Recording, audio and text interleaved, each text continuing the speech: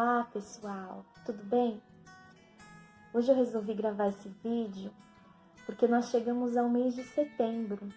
Setembro amarelo, o mês da prevenção ao suicídio, o mês onde muitos espalham cartazes, criam frases de motivação, ou melhor, de inspiração para ajudar aquelas pessoas que estão pensando em tirar as suas próprias vidas a perceberem e descobrir que há um outro caminho, que há uma chance, que há sempre um novo horizonte, uma nova oportunidade. Mas algo que às vezes é pouco falado é que não precisa necessariamente cometer o suicídio para estar morto. Existem muitas pessoas que elas estão mortas apesar de estarem vivas. E só quem já esteve desse lado ou está desse lado vai entender do que eu estou falando. Então hoje, humildemente, eu não vim aqui como médico, nem como psicanalista, nem como psicóloga, mas eu vim como pessoa. Eu vim aqui para falar de algo que eu já vivenciei e algo que foi um divisor de águas da minha vida também. Então, se sentir morto, além de estar vivo, apesar de estar vivo, faz com que nós não consigamos enxergar o amanhã, não consigamos ver o brilho das coisas. E apesar da vida continuar, porque eu vou dar o meu exemplo, pela necessidade de saber que precisa trabalhar, de saber que precisa se sustentar, que precisa correr atrás da bola, apesar de não ver sentido nas coisas em que fazemos, sabemos que precisamos fazer. Mas esse é um pequeno exemplo e eu não quero ficar focada nisso. Eu quero falar sobre coisas, sobre situações que nos promovem o estresse, que faz com que a gente fique cada vez mais para baixo e sem vontade de ir além, de prosseguir. Então, assim, eu falando como pessoa, não como técnica do assunto, mas a depressão, as doenças mentais e emocionais, elas são como um poço. Talvez você que também não entenda tanto do assunto vai conseguir entender melhor através dessa analogia. Então, a depressão, as doenças mentais e emocionais, quando elas impactam na nossa vida, quando elas chegam à nossa vida, elas faz com que a gente se sinta dentro de um poço. E o que é um poço? O poço é um lugar fundo, um lugar escuro, um lugar baixo, um lugar que olhando daquele lugar onde estamos, a gente não consegue ver uma saída dele. E nem sempre vai ter uma corda ali para nos resgatar, ou alguém ali na pontinha falando, vamos, você consegue, você vai sair daí. Nem sempre isso acontece. Claro que todos que acreditam em Deus, né, apesar de estarem lá no fundo, onde não conseguem ver a luz no fim do túnel, conseguem entender que Deus, Ele pode nos tirar dessa situação. Mas às vezes a situação está tão grave que a gente não consegue mais nem ver isso. Então, eu não quero falar das minhas situações, mas eu quero falar do que me motivou, do que me ajudou, melhor dizendo, não o que me motivou, mas o que me ajudou a sair dessa situação. Então, eu elenquei aqui, eu coloquei 10 motivos para simplificar as nossas vidas, que é o que eu tenho tentado viver e o que tem me ajudado. Primeiro, eu quero compartilhar com vocês uma palavra da Bíblia, que eu acho que ela é a base para tudo. Se encontra em 2 Timóteo, capítulo 1, 7, e diz assim: porque Deus não nos deu um espírito de medo, mas Ele nos deu um espírito de poder e de amor, e uma mente calma, equilibrada, com disciplina e autocontrole. Então, eu procurei essa versão da Bíblia, é da King James, É uma versão bem simples para que todos possamos entender. Então, se Deus, Ele deu a todos nós uma mente calma, um espírito de poder, de amor, um equilíbrio, disciplina e autocontrole, não faz sentido que a gente viva em total estresse, em total desordem mental e emocional e psicológica. Apesar de que existe sim situações que necessitam ser medicamentosas, não sei se seria esse o termo, que precisam de uma intervenção de medicação. Mas a grande maioria, ela está aqui e aqui. Então, eu tenho estudado muito sobre as doenças psicossomáticas e eu quero mais para frente entrar um pouco mais sobre esses assuntos. E a depressão, ela pode ser uma doença crônica, só que a depressão, ela tem fim. Às vezes a gente costuma dizer assim, eu tenho depressão e essa depressão é para sempre. Não existe depressão eterna. A depressão, ela tem começo e fim. Por isso deve ser tratada. Mas a depressão, que ela vem à nossa vida por conta de outros fatores, quais seriam esses?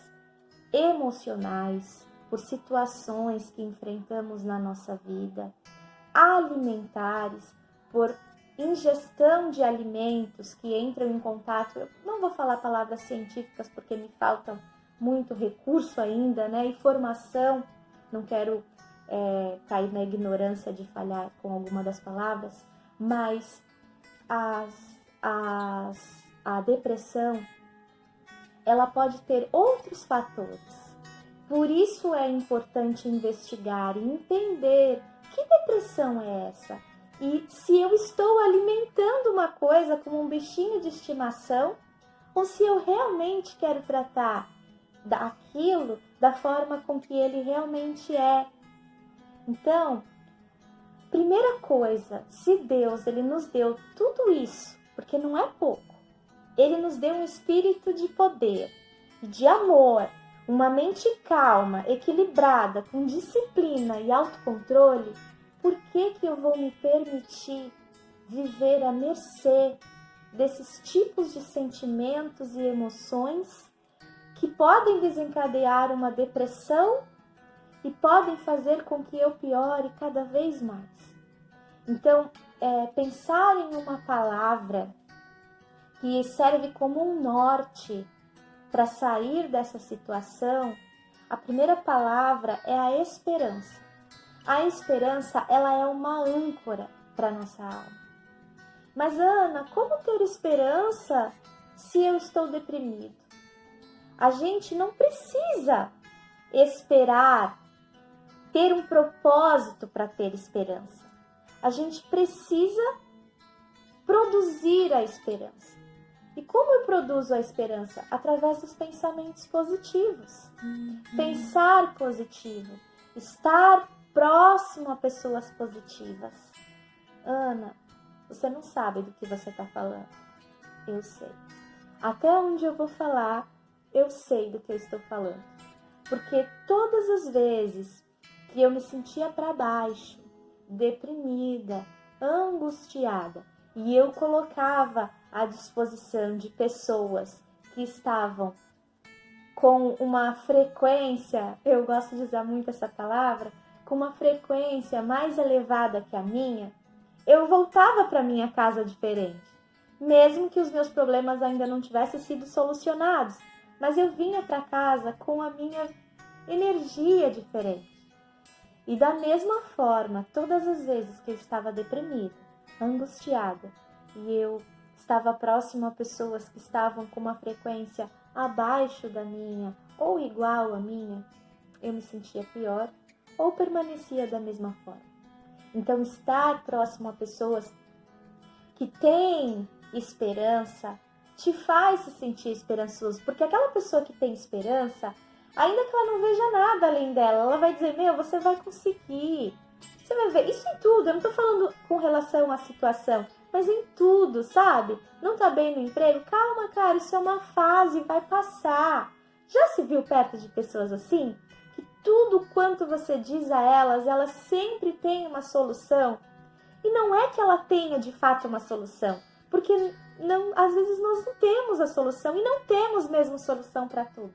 Mas ter esperança, procurar produzir a esperança em nós, faz com que a gente queira ver o melhor além de nós.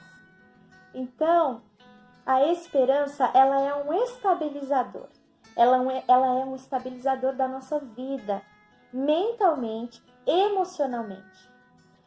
A nossa alma, ela governa as nossas emoções. E é na nossa alma que muitas vezes nós ficamos perturbados. O nosso espírito, ele está em paz. Porque Deus produz em nós um espírito de paz, de poder, de amor, de equilíbrio, de calma, disciplina e autocontrole. Mas a nossa alma muitas vezes ficam desequilibradas, porque é na nossa alma que todas as coisas afetam. E aí, o que a gente precisa aprender é fazer com que essas emoções que nos colocam lá para baixo fiquem lá e ver que a nossa esperança pode fazer a gente emergir para a superfície. Ana, você está falando umas palavras tão complexas, eu não consigo entender, mas eu me sinto assim. Então, eu vou clarear. Busque luz. O que é buscar luz? Busque pessoas de luz. Ana, como que eu vou encontrar pessoas de luz? São vagalumes? Não, são pessoas positivas. Pessoas que veem o bem além do que a gente pode imaginar. Porque não somos bons. Eu não sou uma pessoa boa. Porque se nós não vivermos constantemente nos policiando, nós falamos mal dos outros, nós criticamos, nós ofendemos, nós xingamos. E se eu for elencar aqui, é uma porção de coisas. Então, as coisas positivas e negativas, elas são como um imã. E nós somos como um imã. E se nós não observarmos, a gente vai deixando essas coisas impregnar na gente. E aquilo que já é difícil vai se tornando mais difícil ainda. E às vezes, não necessariamente, precisa ter pessoas. Às vezes, você está lá no fundo do poço e você só precisa ficar quietinho. Você só precisa se despregar, se desprender de tudo que está te cercando, que às vezes está te oprimindo, mesmo sem você perceber. E aí lá naquele fundo do poço, você consegue enxergar uma luzinha. E essa luz é a esperança de que amanhã existe um futuro melhor. De que existe um Deus que produziu tudo isso em mim e em você. E que Ele não quer que a gente viva à mercê desses sentimentos. E eu vou te falar mais. Todas as pessoas que eu conheço, que elas dizem ter depressão, a grande maioria tem problemas não tratados. Doenças, feridas e muitas delas na alma que não foram tratadas. E aí ela entende que ela é uma pessoa depressiva, por isso ela está deprimida e se sente oprimida. E aí eu comecei a pensar muito a respeito disso. Estudei um período de psicanálise e estou nesse processo e também busco conhecer mais das coisas de Deus. E aí eu comecei a me perguntar, se não é uma doença grande parte, né? Porque, como eu disse no início, a depressão, ela pode ser sim uma doença que necessita de uma medicação, mas ela também pode ser uma doença ou algo que foi produzido através de situações que nós vivemos, que nós já vivenciamos e que acaba desencadeando em nós as doenças psicossomáticas que vão afetando outras áreas da nossa vida, que faz com que a gente fique cada vez mais oprimido, deprimido e desanimado. Então, buscar compreender a origem, a raiz disso que eu estou sentindo é fundamental. E como eu não sou médica, volto a falar, nem psicóloga, né? Sou uma iniciante de psicanálise. O que eu separei para falar um pouco para vocês hoje, para mim também, são 10 motivos para simplificar a nossa vida. Porque o estresse é uma das coisas também com que faz com que a gente se sinta oprimido muitas vezes e acabe achando que estamos com depressão. Porque o estresse fica num pico tão alto que a gente acaba não conseguindo fazer nada. O primeiro deles é livrar-se da desordem. O que é isso, Ana? Ter limites sobre a quantidade de lixo. É isso mesmo, de lixo que nós vamos manter na nossa casa. Como assim, Ana? Você está chamando as minhas coisas de lixo? Sim, as nossas coisas. Às vezes nós trazemos tantas coisas para dentro das nossas casas que nós não temos nem ideia do que nós temos. E às vezes são tantas coisas, a gente compramos coisas que nós nem pagamos ainda e nem sabemos que temos. E aí, quando a gente quer usar, a gente acaba comprando outro, porque se esquece que já comprou. Então, doe o que você não usa. Esses dias, eu estava lendo um artigo e era sobre organização e eu achei muito interessante, vou falar a verdade, ainda não coloquei em prática, mas eu estou pensando seriamente em colocar. Você vai organizar as coisas dentro do seu guarda-roupa, sabe? Não precisa tirar de imediato as roupas que você não usa, mas aquelas que ficam no cabide, ou até aquelas que estão nas prateleiras, que você sabe que faz algum tempo que não usa, coloque elas no cabide, coloque elas ao contrário. Bom, eu não sei se você tem o hábito, mas eu tenho o hábito de colocar os cabides assim. Então, você coloca os cabides assim das roupas que usa e coloca ao contrário o que você não usa. E aí você vai perceber quanto tempo aquilo vai permanecer daquele jeito. E quanto tempo permanecer, tire aquilo e doe. Isso também das gavetas, dos armários, enfim, da sua vida. Porque, Ana, o que é a desorganização? O que o lixo, o acúmulo de coisas que eu tenho na minha casa tem a ver com o estresse, tem a ver com depressão, tem a ver com ansiedade, com a sobrecarga mental, tem tudo a ver. Sabe por quê? Quando a gente se vê envolvido dessa bagunça, dessa desordem, primeiro na nossa casa, isso faz com que a gente se sinta confuso, perturbado, porque a gente não consegue encontrar as coisas. Eu já escutei algumas pessoas dizer assim, eu me acho na minha bagunça. Ele pode até encontrar uma coisa ou outra, mas pode ter certeza que é impossível viver pleno na desorganização. Ainda que você não tenha o mesmo estilo meu de organizar as suas coisas, mas ter somente aquilo que você vai usar, aquilo que é necessário, isso já é uma organização. Segundo, peça a Deus para te ajudar, para prover as coisas a você.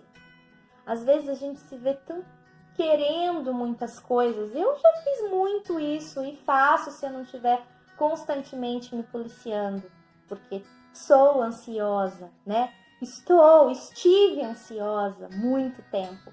Então, pedir a Deus que nos ajude, que venha prover a nós as nossas necessidades, nos faz tirar um pouco da nossa mão o peso da ansiedade, a necessidade de querer o tempo todo fazer as coisas, o desejo de estar o tempo todo desejando algo, de querer mais, de fazer. Meu Deus, eu preciso comprar isso, eu preciso fazer aquilo. Confie em Deus. Descanse em Deus.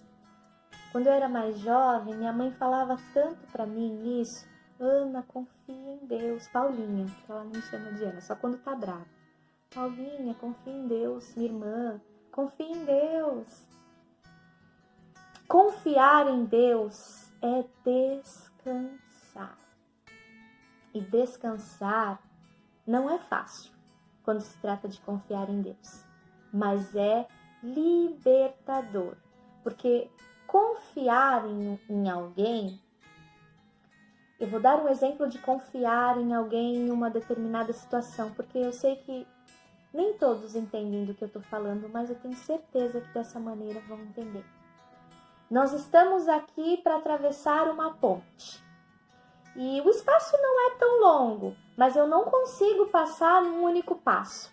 Eu não consigo atravessar num único salto. E aí a outra pessoa, ela é de extrema confiança. E ela diz em mim, ela diz para mim, Ana, me dá a sua mão. E o ato de dar a minha mão é realmente confiar que ela vai segurar a minha mão e que não vai ter peso nenhum que vai fazer com que eu caia, porque ela está tão segura, a minha mão na dela, e ela está tão certa da atitude que nós vamos tomar, que nós temos que tomar, que não há outra saída, que quando eu menos imaginar, eu já estou do outro lado. E confiar em Deus é muito mais do que isso. Porque se pessoas podem nos desapontar, Deus jamais vai nos desapontar. Então, quando a gente pensa em realmente confiar, é descansar. É entregar para Deus tudo aquilo que a gente deseja fazer, deseja realizar, deseja se tornar e descansar nele, que Ele vai nos ajudar. Porque, olha, eu vou te falar uma coisa, se Deus não pode fazer algo, se existe algo que Deus não possa fazer, eu não vou poder fazer. Então, pensar dessa forma já nos traz tranquilidade. Então, aquilo que eu não consigo resolver, que eu não consigo solucionar, colocar nas mãos de Deus, de verdade, olha, Deus, eu não posso fazer isso. Se o Senhor puder fazer, maravilha. E aí, descansa. Terceiro, gente, anotei tudo aqui nos papeizinhos, tá? Desculpa, porque a cabeça já não ajuda tanto. Pare de tentar impressionar as pessoas. Eita, como isso às vezes no nosso inconsciente, no nosso subconsciente, a gente não percebe o quanto às vezes nós estamos fazendo isso. E não necessariamente impressionar as pessoas é mostrar que você é melhor, que você pode, que você faz e acontece, que você é o pica das galáxias. Não, mas é se sentir aceito. Fazer com que as pessoas te aceitem. E ninguém precisa te aceitar. Você precisa se aceitar. Eu preciso me aceitar. Seja você. Não. Quantas vezes eu sempre falo isso para os meus amigos, eu vivo me policiando. Essa semana ainda minha amiga falou para mim, Ana, sabe o que é, Ana? Você é mãezona, você tá sempre falando as coisas e chamando atenção. E às vezes eu fico, oh meu Deus, será que isso é ruim? Mas eu tenho buscado ser eu. Seja você. Pare de tentar agradar todo mundo. Pare de tentar fazer com que todos gostem de você. Porque se eles tiverem que gostar, eles vão gostar da forma que você é. Do jeitinho que você é. Agora vamos lá. Seja você, mas seja amável. Ser você não tem a ver com a sua amargura que você está trazendo, sabe? Volta lá no comecinho com esse lixo todo que você está trazendo. Então, também tem pessoas que dizem assim, eu estou sendo eu sou eu. E aí, uma pessoa fala uma coisa, aí já vem, joga aquele lixo, joga aquele monte de pensamentos negativos. Isso não é você. Deus não te fez assim. Deus não fez você uma pessoa amargurada. Deus não nos fez assim. Então, tudo de ruim que nós estamos fazendo, não foi Deus que quis para nós. Somos nós que alimentamos essas situações. Nós é que vamos trazendo toda essa bagagem e, sem perceber, vamos vomitando nos outros. Deus só produziu o melhor em nós. O resto, somos nós mesmos que vamos alimentando. Então, seja você, realmente você, na sua essência. Ana, eu não sei quem eu sou. Vou te contar um segredo. Eu também já estive assim. Eu já estive com tanta coisinhas de pessoas em mim, jeitinhos de pessoas em mim, personalidades de pessoas em mim, que chegou uma hora que eu não sabia mais quem eu era. Se eu era doce, se eu era grossa, se eu era áspera. E aí foi a hora que eu falei assim, Deus, quem eu sou? Se você está dessa forma, faça isso também. Faça esse exercício de você quietinho lá no seu quarto, perguntar a Deus, Deus, quem eu sou? Quem eu sou de verdade? Quem é que tem aqui dentro? Desculpa que eu fico um pouco emocionada, mas faça esse exercício de perguntar quem você é. Quem Deus fundou aí desde o ventre da sua mãe? Quem é você? Qual é a sua essência? Não finja, não se compare a ninguém, porque não somos iguais. Nem os dedos das nossas mãos são iguais, ainda que temos 2 mãozinhas com 5 dedos. Nenhum deles são iguais, mesmo os que são semelhantes. Então, se nenhum dos nossos dedos, nada do nosso corpo é igual, como eu posso me comparar ao outro? Talvez o outro tenha qualidades que eu julgue não ter, mas quem foi que disse que as minhas qualidades não são tão maravilhosas quanto? E isso não é um jogo de quem tem mais ou quem pode mais ou sabe mais. Isso é sobre nós mesmos. Entender que Deus nos fez únicos e não somos substituíveis, como todo mundo gosta de falar por aí. As pessoas são substituíveis. Não são. Pessoas não são substituíveis. O que acontece são as coisas que elas vão fazendo, que às vezes fazem com que a gente encontre... não vou usar esse termo que vai ficar até grosseiro, mas, por exemplo, essas pessoas que eu estou citando, que são grosseiras demais, que falam mal demais dos outros, o que acontece? Ela é uma pessoa substituível? Não, ela está sendo ela, mas isso não é ela. Isso são as coisas que ela deixou ficar encarregadas sobre elas. E eu não gosto disso, então eu prefiro me afastar disso. Mas isso nunca vai fazer daquela pessoa substituível. Apenas não está fazendo dela alguém com que eu queira acompanhar. Deu para entender? Vamos lá. 4. Não fique facilmente ofendido. Seja rápido em perdoar.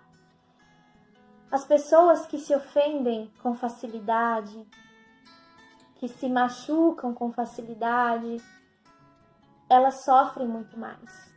E elas tendem a criar raízes de amargura. E quando a gente pensa realmente em raiz, gente, é a forma mais simplista de falar de como as mágoas, elas se tornam dentro de nós. Pensa aí numa árvore. Eu gosto muito de trabalhar com coisas práticas e visuais. Eu acho que eu sou uma pessoa altamente visual. Pensa aí que você é uma árvore agora. E todas as angústias, aflições, amarguras, falta de perdão, todas as coisas que pessoas vão te falando e que você vai guardando aqui, que você vai ficando ofendidinho. Isso tudo vai produzindo em nós raízes mesmo, na nossa mente, no nosso coração, e elas podem se tornar tão profundas, que a gente não consegue soltar. E aí, entre essas pessoas que eu falei anteriormente, que não são elas, porque essa não é a essência, mas são essas amarguras que fazem elas ficarem assim. Próximo. Quando errar, admita. Receba perdão. Lembre-se que não há nenhuma condenação mais sobre você. Siga com a vida. Deixe a vida seguir. Não deixe que os erros de ontem influenciem quem você é hoje. Porque nós todos estamos sujeitos a errar e vamos errar até o dia que formos enterrados. Sempre. Mas não deixe que esses erros te façam ficar oprimido e condenado. Se perdoe e segue a sua vida. Próximo. 6. Dê às pessoas misericórdia.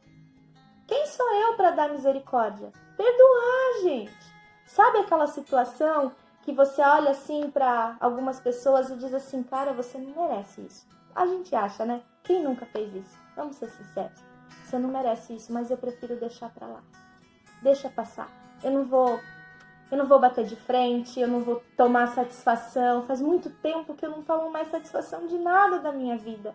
Primeiro, porque eu tenho um Deus que cuida de mim. Segundo, que ter misericórdia também me liberta desse estresse, dessa necessidade de inflamar raízes dentro de mim, porque a falta de perdão faz mais mal a nós do que ao próximo.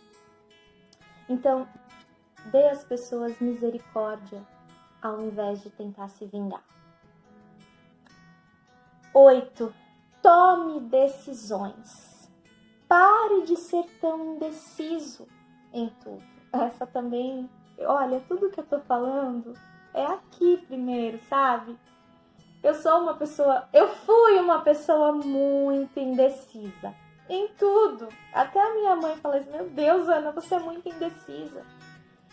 E a falta de decisão faz a gente ficar confuso e estressado, sabe? Até quando você vai a um restaurante e você não sabe o que pedir no cardápio, parece uma bobagem, mas isso pode te deixar estressado, porque é a única coisa que você quer é comer.